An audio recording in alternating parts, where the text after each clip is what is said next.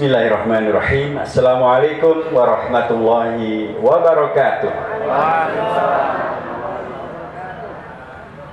Alhamdulillahilladzi anzala ala 'abdihi kitaba wa lam yaj'al lahu 'iwajan qayyima. Alhamdulillahilladzi arsala rasulahu bil huda wa dinil haqqi yudhhirahu 'ala dini kullihi wa kafaa billahi shahida wa kafaa billahi nasira. Wa huwa alladzi ba'athahu mu'alliman wa mubasysyiran wa nadhira wa da'iyan ila Allahi bi idnihi wa sirajan munira. Asyhadu an la ilaha illallah wahdahu la syarika lah wa asyhadu anna sayyidana Muhammadan Allahumma shalli wa sallim wa barik alaihi abduhu wa rasuluhu wa safiyuhu alladzi la nabiyya ba'da. Amma ba'd. Faqala Allah azza wa jalla fi kitabil aziz, a'udzu billahi minasyaitonir rajim. Ya ayyuhalladzina amanu taqullaha wal tanzur nafsum ma qaddamat lighadin wattaqullaha innallaha khabirum bima ta'malun. Wa la takunu kalladzina nasullaha fa ansahum anfusahum ulaika humul fasiqun. La yastawi ashabun nari wa ashabul jannah ashabul jannati humul faizun. Faqala Rasulullah sallallahu alaihi wasallam, khairukum man ta'allama al-Qur'ana wa 'allamahu. Shadaqallahul azim wa shadaqa rasuluhu an-nabiyul karim wa nahnu ala dzalika minal mu'minin.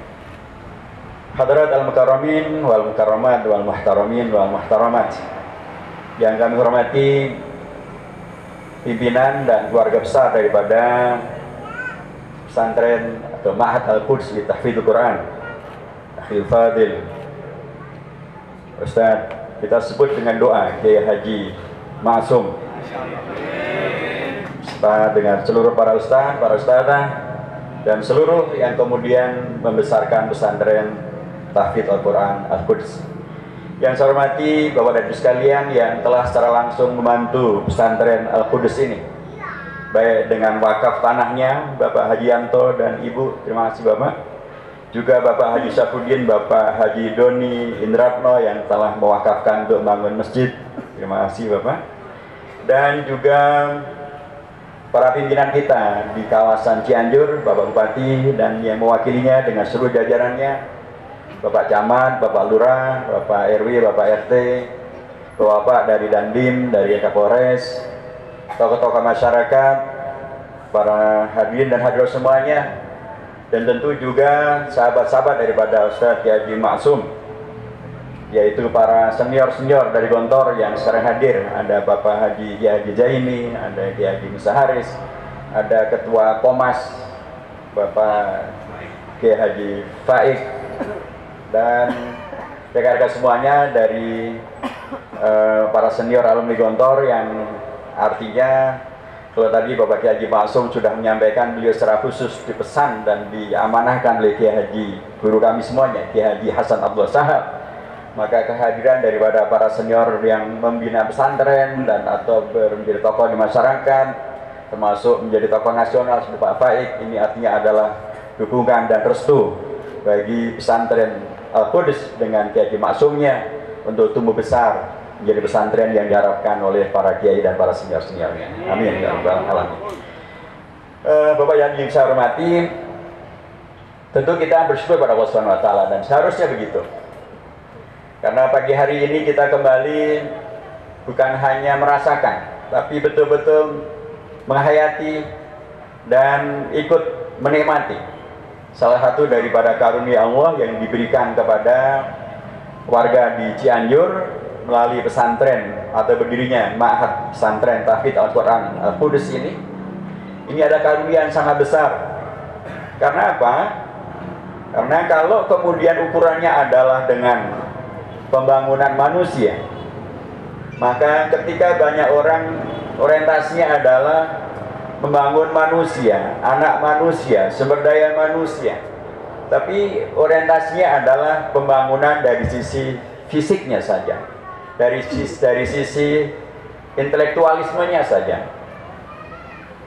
tetapi kemudian melupakan hal yang sangat esensial, yang merupakan salah satu daripada jati diri bangsa Indonesia, sejarah bangsa Indonesia. Kenyataan bahwa kita bangsa Indonesia menjadikan sila pertama daripada Pancasila kita adalah ketuhanan yang Maha Esa.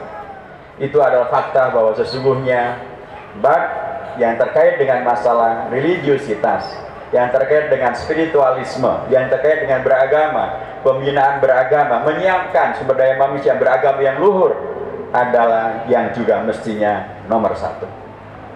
Tidaklah mungkin para founding fathers dan founding mothers, ini mohon maaf Pak Bupati dan yang mewakili, saya sering menyebut demikian karena kami di MPR salah satu tugasnya adalah sosialisasi 4 pilar MPR RI. Masih ada Pancasilanya dan seterusnya. Jadi ketika kemudian para founding fathers, founding mothers, pahlawan-pahlawan bangsa, bapak dan ibu bangsa dahulu menyepakati dasar negara kita adalah Pancasila. Sila pertamanya kok ketuhanan yang Maha Esa. Kenapa sila pertamanya bukan keadilan sosial bagi rakyat Indonesia? Kenapa sila pertamanya bukan persatuan di Indonesia? Kenapa sila pertamanya adalah ketuhanan yang Maha Esa? Karena bagi mereka ketuhanan yang Maha Esa memang adalah nomor satu yang harus dipentingkan, dan itulah yang memberkahi kehidupan semuanya. Dengan ketuhanan yang Maha Esa, beragama yang baik, berkahlah kemanusiaan yang adil dan beradab.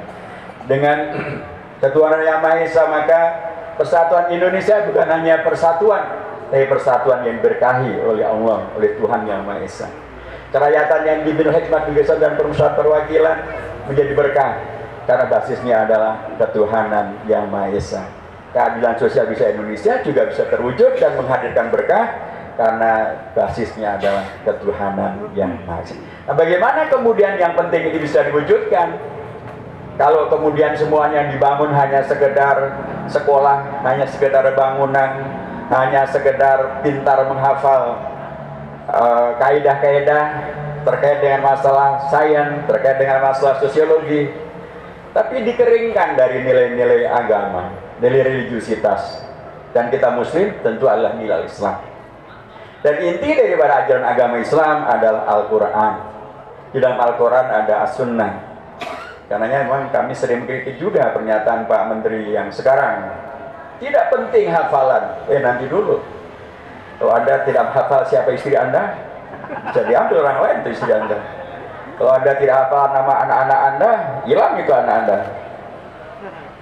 Kalau Anda tidak hafal rumus matematika, nggak bisa Anda bikin Gojek. Menghafal penting. Memang tidak semuanya harus dihafal.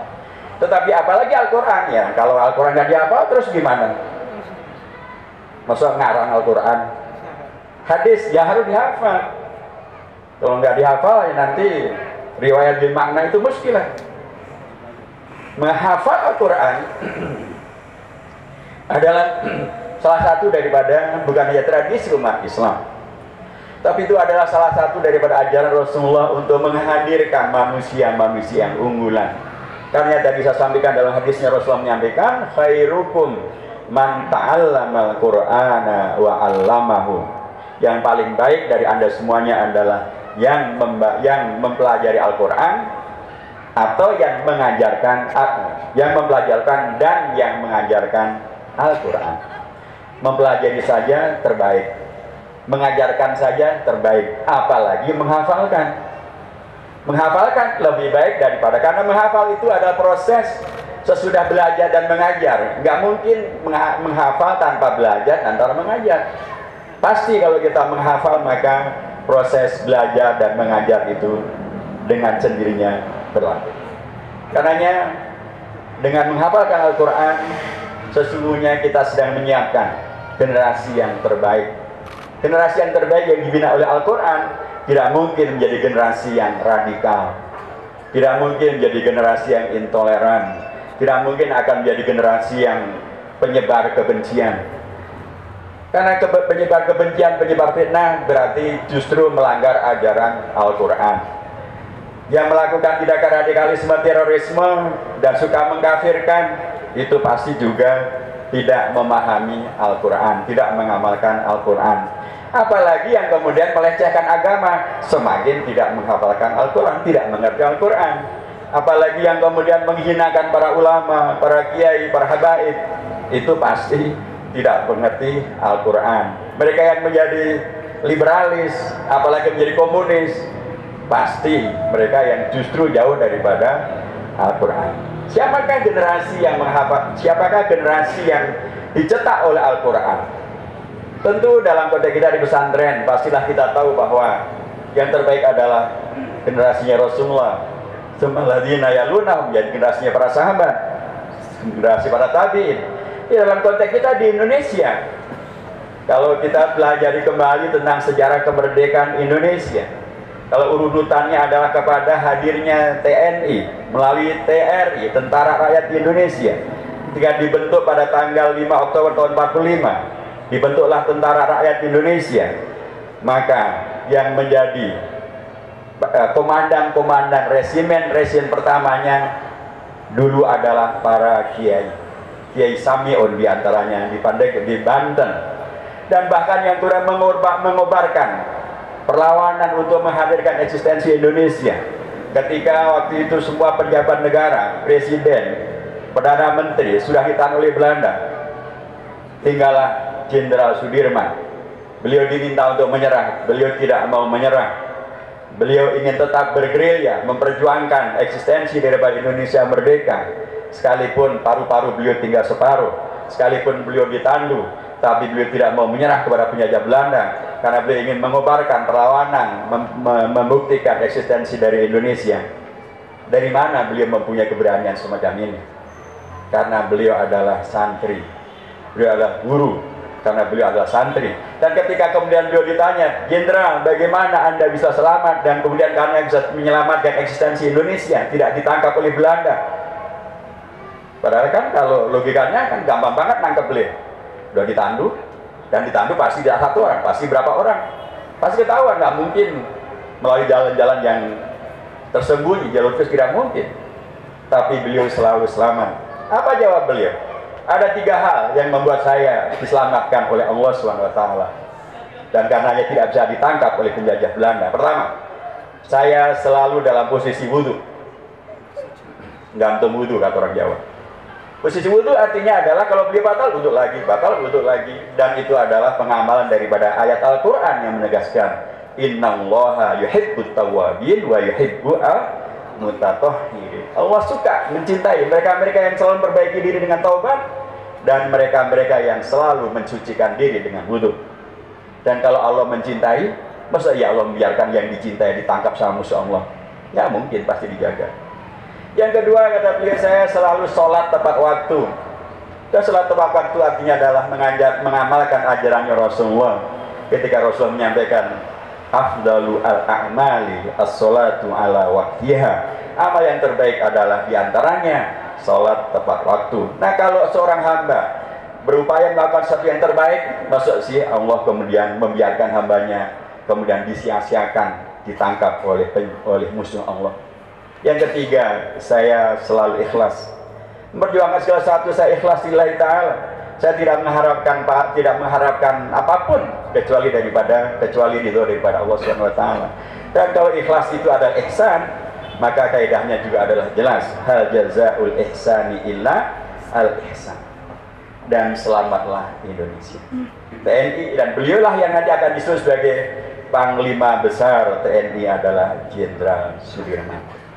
Jadi bahkan TNI kita pun yang menyelamatkan Indonesia ini juga adalah sosok-sosok yang disibgah, dicelup, dibina dan terbina dengan nilai-nilai Al-Quran. Demikianlah juga dengan tentu saja para kiai kita, para ajengan-ajengan kita, Kiai Haji Hasyim Asy'ari, kita mengobarkan resolusi jihad. Hadirlah kemudian Indonesia yang terselamatkan. Dari mana beliau? Pastilah karena Al-Quran. Demikian juga para politisi Islam, Kiai Haji Wahid Hasyim, Muhammad Nasir, Ketua Fraksi Partai Masyumi. NKRI kita selamat, kemudian hormati, karena tampillah seorang politisi Muslim di Parlemen Republik Indonesia Serikat. Begitu, akhirnya agak sedikit cerita. NKRI itu sudah tidak ada, Bapak yang saya hormati. NKRI didirikan tanggal 18 Agustus tahun 45, tapi setelah itu diganggu oleh Belanda, dirubah menjadi RIS, Republik Indonesia Serikat. Dan itu menjadi paripurna ketika pada tanggal 27 Desember tahun 49. Belanda hanya mengakui Republik Indonesia Serikat, nggak ada NKRI. Dan Republik Indonesia Serikat artinya adalah Indonesia dibelah ke dalam 16 negara serikat. Presidennya Anda, wakil presidennya, Perdana Menterinya Anda, termasuk juga undang-undang dasarnya bukan UUD 45, tapi UUD RIS. Saya sering bertanya kemana-mana, dan saya berikan hadiah umroh. Siapa bisa menceritakan bagaimana Indonesia kok menjadi NKRI kembali? Sekarang kan kita teriaknya selalu NKRI harga mati, betul kan? NKRI harga mati. Tapi bagaimana ceritanya NKRI harga mati? Karena NKRI sudah hilang. Dihilangkan oleh Belanda menjadi RIS, Republik Indonesia Serikat. Ternyata saya khawatir di sini juga. Saya tanya deh di sini nggak apa-apa. Ada yang umroh, anak-anakku yang hafal Quran boleh. Siapa yang bisa menjawab, menyampaikan cerita tentang Indonesia kembali menjadi NKRI setelah sebelumnya menjadi RIS? Yang bisa menjawab di atas 80%, nggak perlu 100%, umroh dari Cianjur. Kalau benarnya hanya 60%, 50%, umrohnya dari Bir Ali. Kalau benarnya hanya sekitar 30%, umrohnya dari Jeddah. Kalau benarnya hanya sekitar 15%, umrohnya dari Tan'im. Nggak apa-apa, yang penting umroh kan ya. Perkara mikotnya itu kan faktor yang lain, yang penting adalah umroh. Silakan jawab. Kalau benarnya di atas 80%, umroh dari Cianjur. Ini karena penting betul, NKRI itu sangat penting karenanya hadiahnya pun umroh gitu ya, nggak main-main ya. Tapi mohon maaf, ini terlalu banyak yang tidak tahu. Bahkan saya tanya ke rekan-rekan mahasiswa, pimpinan BEM, ke kampus, nggak juga paham. Dikira NKRI itu sudah taken for granted, seolah-olah sudah selesai turun dari langit terus jadi NKRI. Enggak. Indonesia pernah hilang, tidak menjadi NKRI, menjadi Republik Indonesia Serikat. Ada yang jawab, saya itu sampai 5 ya. 1, 2, anak-anak kita para penghafal Quran mau umroh. 3, umrohnya mau, jawabnya nggak mau gitu ya. 3, 4. Ya, rupanya sudah pada terlalu sering umroh sih, kurang tertarik dengan umrohnya. Kalau saya bilang kalau haji nanti ininya bagi yang mampu katanya. 4,5, 4/4. Ya udah pas ya, jadi saya sendiri yang akan umroh.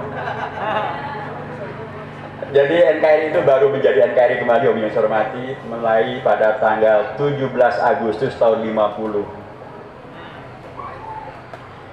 Pada tanggal 27 Desember tahun 49, NKRI dikubur sama Belanda menjadi Republik Indonesia Serikat. Nanti ada negeri Pasundan. Negeri Pasundan itu sendiri, dia bukan bagian dari dia negeri sendiri. Negeri Pasundan, ada negeri Sumatera Timur, ada negeri Madura, ada negeri Indonesia Timur.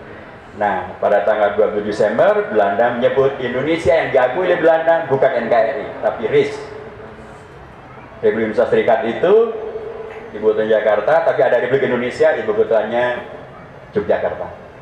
Nah, Undang-Undang Dasar juga dirubah. Nah, bagaimana menjadi NKRI kembali?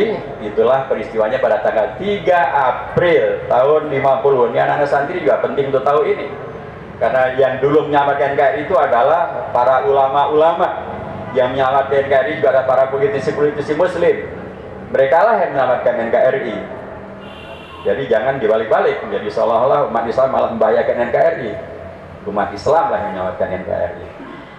Jadi pada tanggal 3 April tahun 50 di Parlemen Republik Indonesia Serikat tampillah seorang ketua fraksi Partai Islam Partai Masyhur bernama Muhammad Natsir.